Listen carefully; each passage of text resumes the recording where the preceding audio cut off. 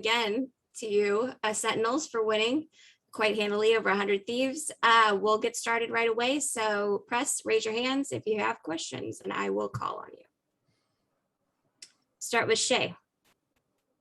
Hey guys, so undoubtedly you're the best team in North America. I think you've proved that, very easily. I'm just wondering, how do you think 100 Thieves and Envy will perform internationally? Do you think they're strong teams and can realistically contest the Masters Trophy? I think they're both good teams and they'll like do pretty well in Berlin. I'm confident. Both the teams have good like players and land experience, but I don't think they're gonna be able to contest the trophy because we're there.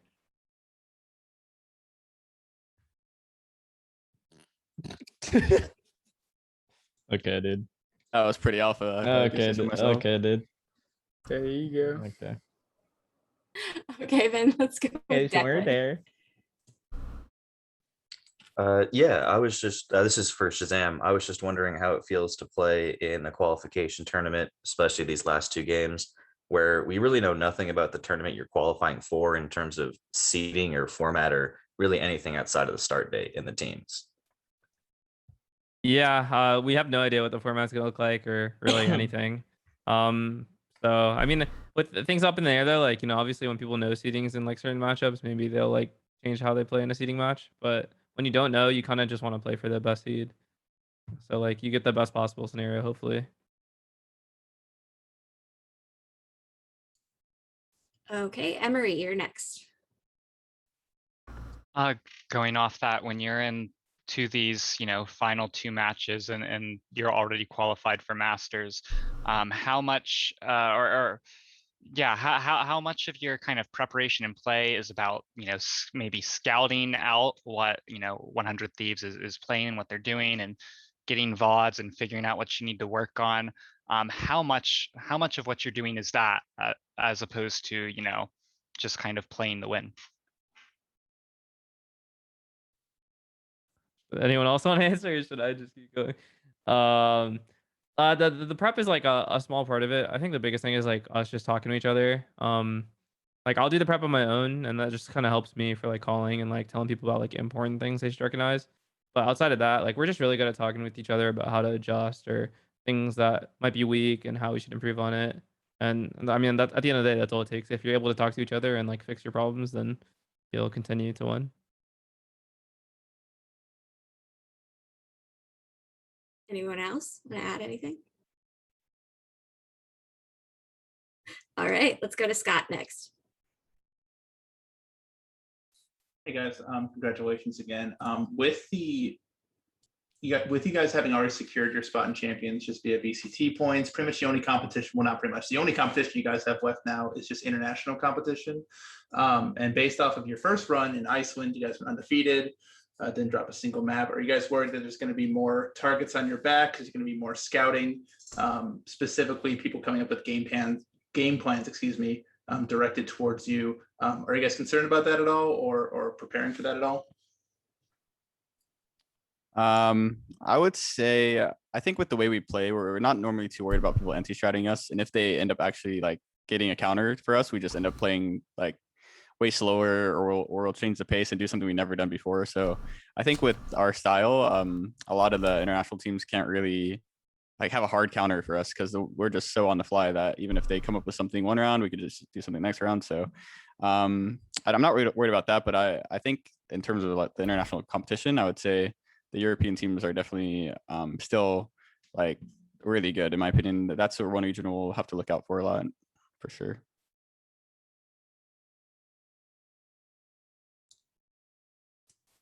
Okay, I am going to butcher your name. I think it's Areb or Areb. Please correct me. It's Areb. Okay. Go Yeah, ahead. so I had a question. Which team do you guys think is going to be the hardest right now? I mean, you are the champions, you have been undefeated, but which team do you think is the hardest to play against right now? You got that mic or what? I got it. Sure. I'm a fan of Gambit and like Vision Strikers. That'd probably be like the hardest. I mean, Ascend's really good too. Probably like the #1 seed out of like Korea and Europe will probably be tough, but I'm still confident.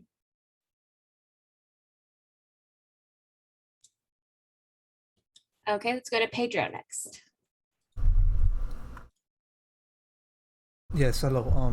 Despite already defeating 100 Thieves, how do you think they will fare against the rest of the competition in Berlin? And this goes to any one of you who would like to answer.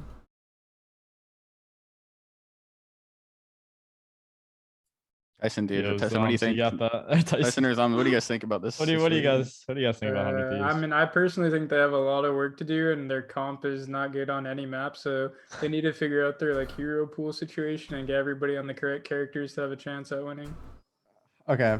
I personally think that like 100 Thieves, they'll have a good chance at being like most regions. I think the hardest region for them would also be EU. So that's what I think.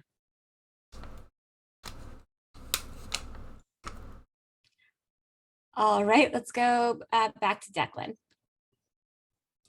Yeah, this is for Sick, but anybody can chime in, I guess. I was just wondering, since we don't really know the format for Masters 3, what would be your preferred format for the international tournament?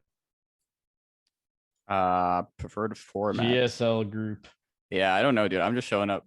I'm showing up on the day. Format don't matter. It's gonna go crazy. I mean, GSL group. the thing is, definitely the yeah, best. the thing is, groups are definitely preferred because wasn't Iceland just bracket?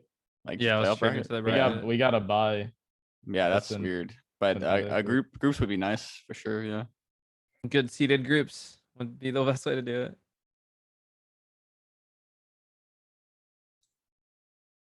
I think ideally the first seed out of every region gets a pick who's in a group going down. You know, I think that'd be cool. All right, let's go to Emery next.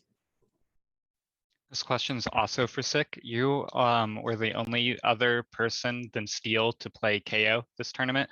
So I wanted to know kind of your take on how he fits into, you know, team comps right now and you know, picking him over say a Sentinel like Steel does or like over a other flex character like you would.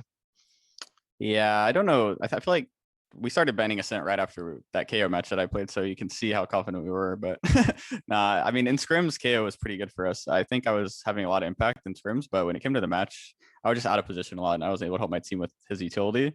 Because like in theory, KO is a really good agent, but in like practically, I don't think he works out very well for our team, especially just because when we have when we don't have two duelists, sometimes it's kind of hard on a lot of maps to like entry to the site. So we're gonna have to rethink that comp. Maybe I'm not sure on the KO, but we'll see. Maybe we'll keep trying him for a bit. Okay, let's go to Scott. Hi, this question is for, it can be for Zoms, but anyone else can answer as well, just because he talked about 100 Thieves compositions. One thing they've been running this event is their triple initiator with Sky and KO and Sova. It had a lot of success against FaZe. It did pretty well against Xset, but pretty much wasn't as effective as well toward you guys. Is there anything what about your comp specifically, or about their play style, either your comp or your play style that gives you guys a good advantage over that kind of composition? I don't think our comp has any advantage over their composition. I think their composition is just like not how the game should be played, and you're missing utility that's necessary that you need in the rounds and that they just don't have. So like especially not running like a Sova on Breeze or something and running like Viper Omen instead of having a Sova. There's like no point to play Omen over Sova.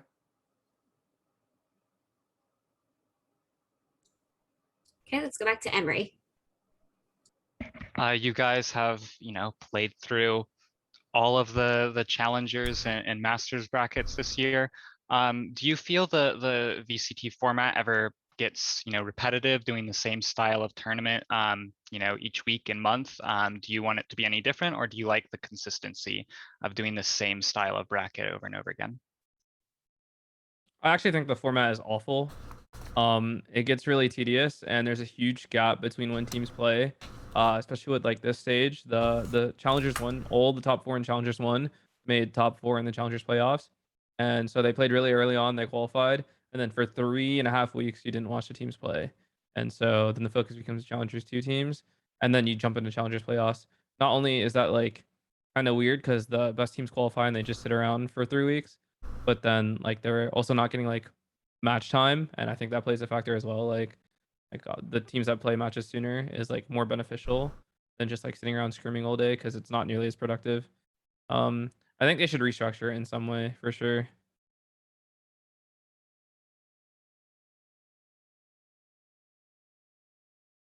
Okay, let's go back to Scott. So just building off that about the ideas of format and structure, and this can be for Shazam, but this can be for anyone, if Riot were to come to you and say, hey, redesign the format for, the first stage of next year, or even for the entire format of next year, is there anything that you particularly would want to see?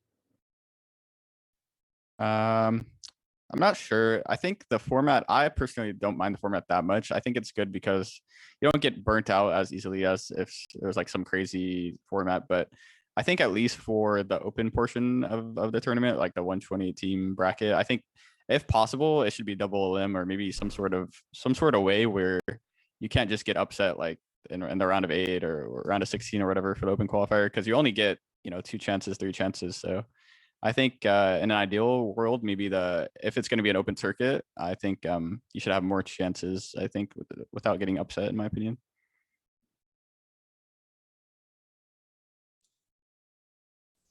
Okay, we'll have a Reeb, and then we have room for one more question after that.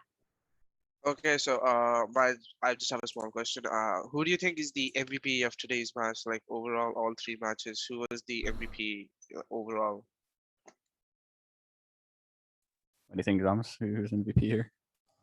I mean, I don't want to say myself or anything. I knew he was gonna say. That's what I wanted. That's what I was literally gonna say it. I was Probably literally gonna say it. me. I think it's Zoms too, actually. Yeah. Zom's with the Astro A-holds on split. It's just crazy, dude. His C holds on Haven. Oh, that's true. I forgot about that. I'm actually insane. Huh? Just 3Ks left and right. We're just lucky to have you. Yeah. We're lucky. Anyone else have any other questions for Sentinels before we let them go? Going once. Okay, Shay, go ahead.